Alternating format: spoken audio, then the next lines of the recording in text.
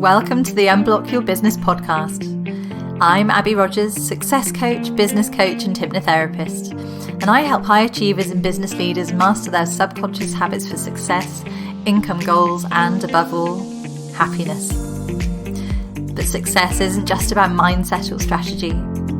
It's about combining both and sealing the deal with a big dose of subconscious alignment, because our subconscious holds the true key to unlocking our potential. Let's dive in and look at how you can show up bigger, better and more uniquely aligned in life and business today. Hi, welcome back to the Unblock Your Business podcast, and today we're on episode 36. Is manifesting a thing? Really? So this is quite the subject. What I've seen in the online space is a real spectrum of beliefs around manifesting, or for the uninitiated, the power of your thoughts to create exactly what you want in your life. There, as I say, is a massive spectrum, everything from people who would willingly describe themselves as super woo, absolutely convinced by the power of things like vision boards, visualization, crystals, energetic, spiritual work, through to die-hard scientists who just wouldn't touch a crystal with a barge pole. So I thought I'd talk today about what I believe is actually going on and what I know is actually going on from a neuroscience and psychology point of view, because that's my stuff. That's my real zone of genius. And what's going on when people are talking about manifesting their dreams, and why those two ends of the spectrum, why the science and the spiritual side of things might actually not be quite so far apart after all. So manifest means, if you look it up in the dictionary, to embody in visual or physical form, to show or demonstrate clearly, to make clear or make apparent to the senses, to show something through signs or actions. Manifesting or making manifest basically means creating something real and tangible, creation through thought and action. Now, in the most basic sense, if you think about it, everything around us has been manifested, as it were, from thought.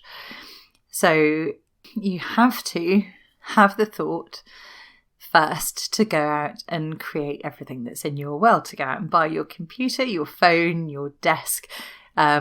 Yeah, okay, that's just going out and buying stuff, but you had to have a thought, and somebody had to have that original idea to create that computer, that phone, that desk, or the components and processes that eventually led to it.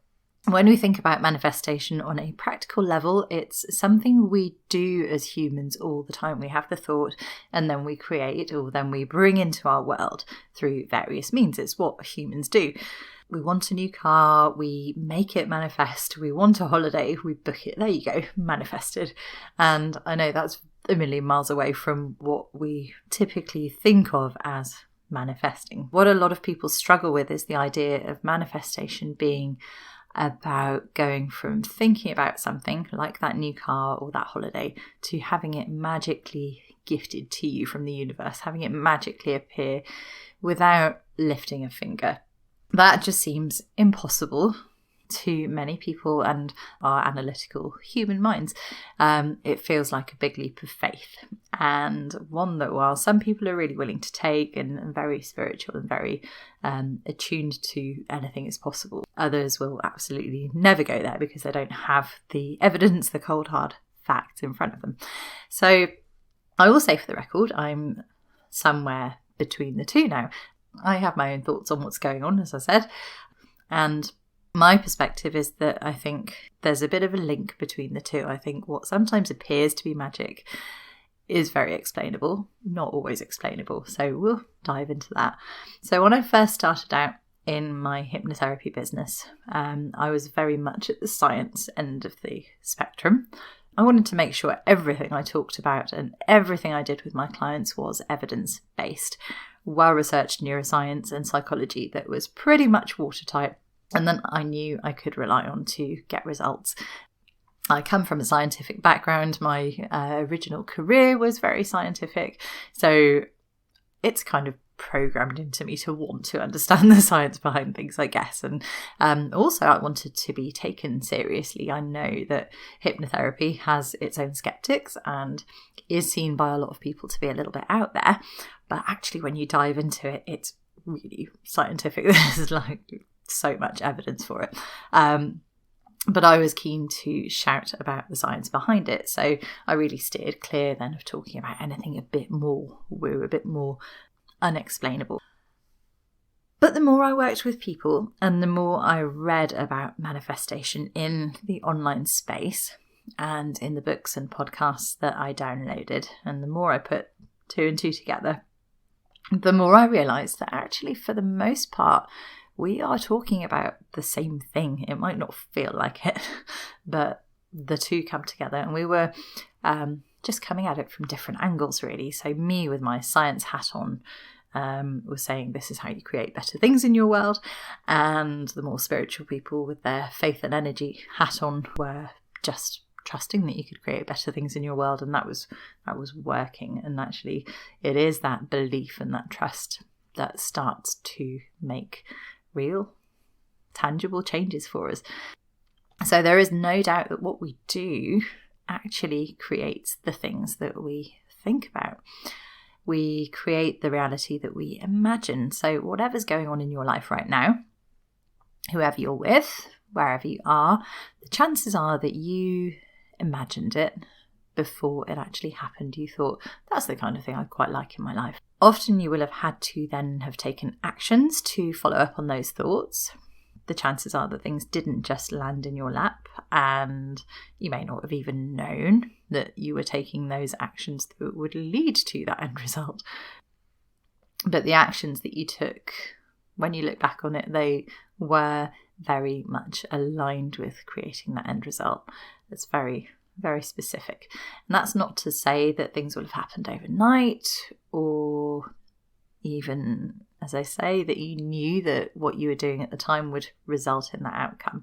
But when you look back, when you get to the end point that things actually appeared in your life, or you have something that you thought of years ago, when you look back from the end point of having achieved whatever it was that you set out to create, it becomes clear that you were on the right path all along, even if it didn't really feel like it, even if you had to jump through a few hoops along the way. So what happens in our brain to manifest a new reality or a new thing? Well, when we really think about something in life to the point where we attach emotional significance to it, and we start to believe it's possible to create that in our world, our brain registers that desired outcome as a definite thing. I often say it's like programming the instructions into your internal sat-nav. And the more you think about it and the clearer you are on exactly what you want, the easier it is for your brain to follow the instructions. So what then happens is your brain has this very specific goal in mind, this thing that you would really like to see in your world, and you might be sitting there at the beginning thinking that feels so very far away. But if you have that belief that it can happen, then what happens is your brain starts to filter your experience based on those instructions that you've given it. A vast amount of information is thrown at us every single second of every single day. And so to make any sense of our conscious experience, we have to be selective in what we pay attention to. That's why sometimes you will kind of just notice that you've not noticed a noise in the background for a long time, or why you're so focused on something and somebody's chatting to you, you're not putting your attention fully on them maybe. We have a very narrow bandwidth for how much we can really take in and pay attention to. And if we, say, have a real desire for maybe a holiday to the Bahamas, suddenly we'll start to see adverts everywhere for holidays, and maybe things like competition entries for holidays to the Bahamas. So you'll have noticed this for yourself. At times you just can't avoid maybe a certain song, or seeing happy couples everywhere, for example. And it's likely just because your attention has been drawn to noticing that thing more in your world because of something happening in your own life or something you want to create in your own life. It's not that there's suddenly been an explosion in happy couples or that song is being played more frequently necessarily, but just that you are tuned into it more, you're noticing it more. So with all that filtering, we start to notice things that align with what we're thinking about more and more. And if what we're thinking about is something positive that we'd like to see happen in our lives, because of that filtering effect, we will naturally notice more opportunities that might then help us to create or even win that very thing. Now, a word of caution, if you are focusing on negative outcomes, if you're mentally going over and over something in your mind that is something you don't really want, you kind of don't want it, but you believe it's probable, then your brain will also be doing a good job of creating that negative outcome for you as well. So watch out for doing too much of that. So I thought I might just share a few quick examples from my own life of how this has worked in practice for me. And some of these you may still hear and think, well, how did thinking about that thing end up in it actually happening? Good question. Sometimes it does seem too coincidental for words, but let's jump in anyway. So the first one is business-wise. I had an inkling years ago that I would love to help coach people on their businesses one day. I never actually sought it out as a career option. I didn't look at business coaching courses. I didn't ever imagine it could even happen, really. But it was something I really wanted to do, something I really thought I could enjoy and be good at. And it found me through a very convoluted path from just happening to have hypnotherapy for stage fright in my singing career to deciding then to retrain as a hypnotherapist to eventually building a coaching business online and working with entrepreneurs. So there was no sort of like, I'm going to say I'm going to be a business coach and go and pursue all the normal steps that you might take to get to that place in life. But it certainly evolved in a lovely, unexpected way. And I'm now working with people on their businesses and doing it in the way that really works for me. Another example is after another stressful breakup back in my earlier years, I decided that if I was ever going to enter a serious relationship again, then it would have to be someone who matched my values exactly. And it has to be exactly like that. Otherwise, I'm not going to bother. I'm just going to be happy single on my own. So I stopped looking and I booked a dream trip in Canada, backpacking. And then 2 weeks later, met the man of my dreams. Another one I had many times in life where I wished that I had more money, where the bank balance is registered zero, even, or maybe less than zero, but I've never ever not had enough one way or the other. And you'll find this with finances very specifically, that you will have this threshold of what's normal and what's acceptable for you. In your subconscious, you have this kind of normal range of income, and bizarrely enough, you will find that you kind of bounce around within that range, whether you are consciously creating income in that range or not. So it's just bizarre sometimes how money will find its way to you, or you'll just end up with just enough to get through. And you'll notice that if ever you look at your own finances, that you just keep coming back to the same point every time. And that happened for me even when I found myself with 18k of debt to pay from my old business.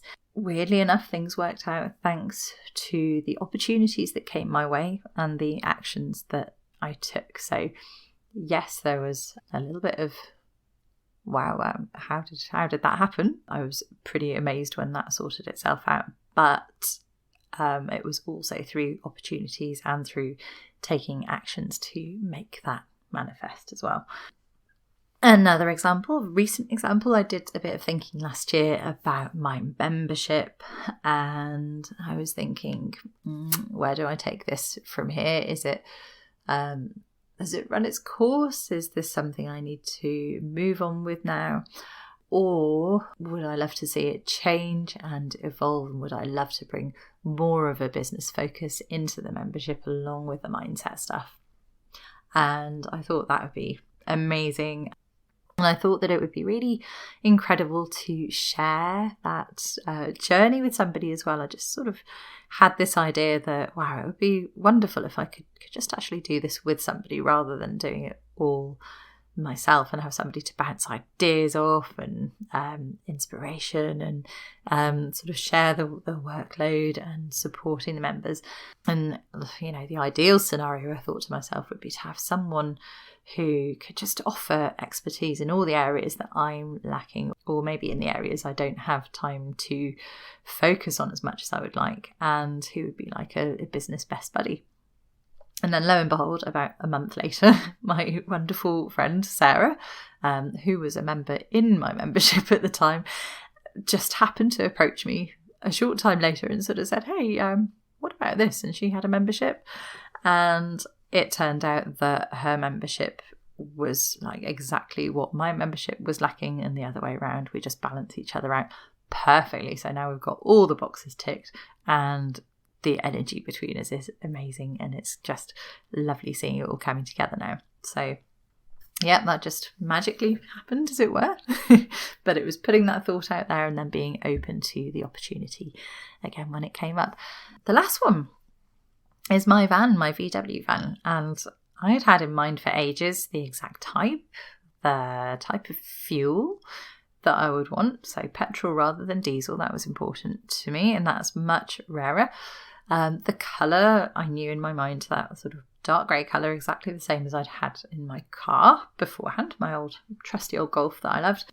The age of it, I even knew the sort of mileage I would want. And when I had some inheritance come through last year, I made a decision to use that money to buy the van.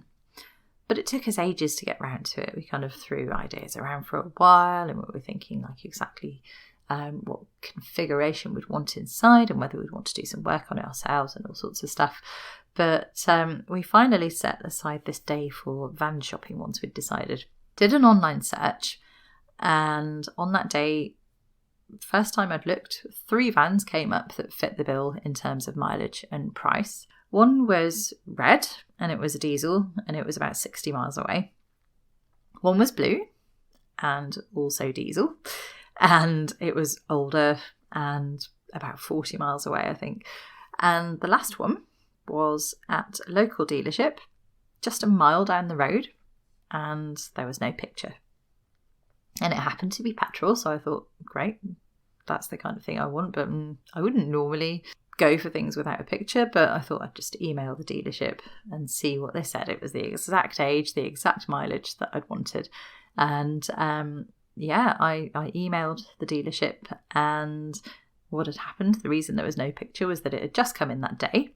So they hadn't had time to put the picture up yet. And lo and behold, it was the exact colour I'd imagined as well. So it was like my perfect van appeared a mile down the road, which I was pretty blown away by, I must confess. So it seemed almost exactly like I just put it out there and the universe had answered and brought me my van.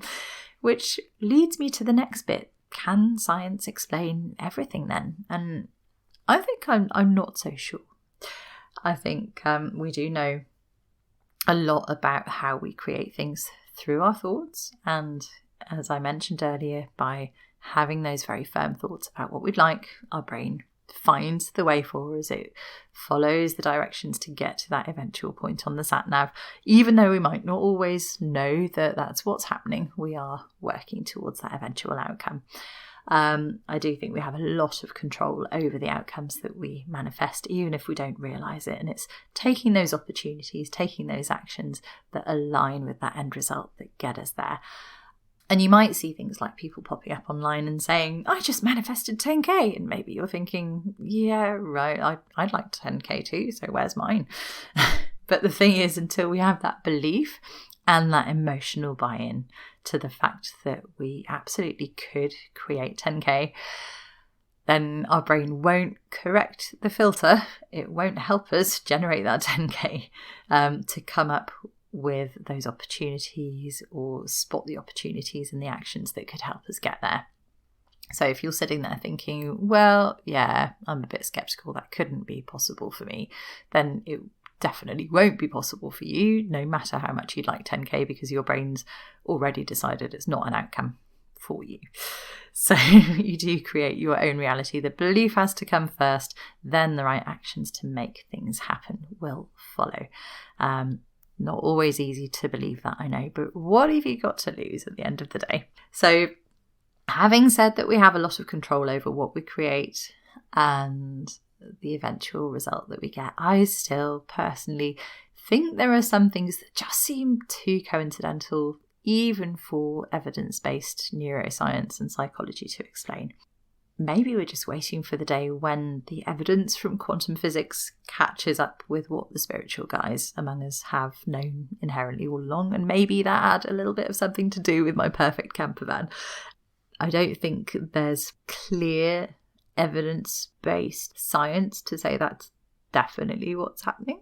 Quantum physics is fascinating if you dive into it. Some incredibly strange stuff can happen, and we are only just scratching the surface with that. So who knows?